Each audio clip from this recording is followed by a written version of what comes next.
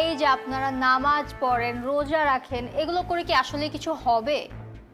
আর জান্নাত জাহান্নাম বলতে কি আসলে কিছু আছে, নাকি হুদাই মরিচিকের পিছে ছোটেন?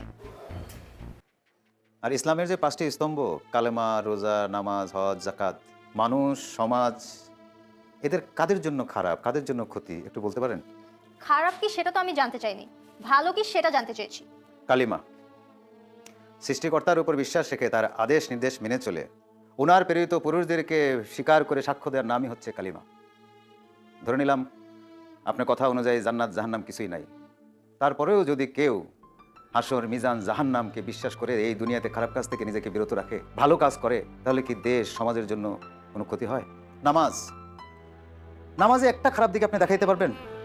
যে নামাজ পড়ে নামাজি ব্যক্তি তাকে অবশ্যই 5 ওয়াক্ত ওযু করতে হয়। 5 ওয়াক্ত ওযু করার মানে হচ্ছে কি আপনি 5 বার নিজেকে পরিষ্কার করলেন, আপনি জীবাণুমুক্ত থাকলেন। তাহলে আপনি অবশ্যই রোগ জীবাণু থেকে মুক্ত থাকতে পারবেন, যেটা বিজ্ঞান, সায়েন্স সেটাকে স্বীকার করে। আজ পর্যন্ত বিজ্ঞানও সেটাকে অস্বীকার করতে পারে নাই। দৈনিক 5 ওয়াক্ত নামাজের মধ্যে 17 রাকাত হচ্ছে ফরজ নামাজ, সুন্নতের কথা নয়, বাদই দিলাম। এর মধ্যে রুকু সেজদা নিয়ে প্রায় 106 বার, এর মধ্যে রুকু সেজদা মিলে দৈনিক 106 বার আপ ডাউন করতে হয়। এছাড়াও নামাজের দাঁড়ানো, বসা, রুকু, সেজদা সবকিছুই শরীরে ব্যায়ামের মতো কাজ করে। এছাড়া একজন ব্যক্তি যখন নামাজ পড়ে তখন সম্পূর্ণ মনোনিবেশ করে তাকে নামাজ পড়তে হয়, একাগ্র চিত্তে তাকে নামাজ পড়তে হয়, যেটি আপনার মনকে প্রশান্ত করবে এবং মস্তিষ্কের উন্নতি ঘটায়। আর এই সব কিছুই হচ্ছে বিজ্ঞানসম্মত।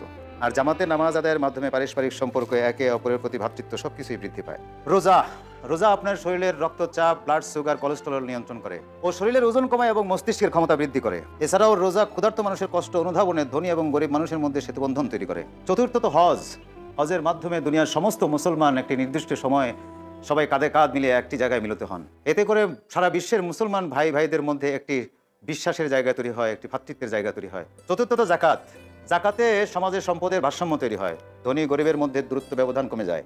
যদি ইসলামের নিয়ম অনুযায়ী জাকাত দেওয়ার কথা সমাজে চালু করা যায় তাহলে সমাজ হবে দারিদ্র্যমুক্ত। এখন আপনি বলেন ইসলামের কোন জিনিসটা সমাজ এবং মানুষের জন্য খারাপ? এগুলো পালন করলে তো মানুষের জন্য কোনো ক্ষতি নাই। আচ্ছা, আপনার কথাই মেনে নিলাম, জান্নাত জাহান্নাম বলতে কিছুই নাই, কিন্তু আপনি একজন মুসলমানের সন্তান হিসেবে যদি কখনো এই প্রশ্নের সম্মুখীন হন, তখন আল্লাহ পাকের কাছে কি জবাব দিবেন?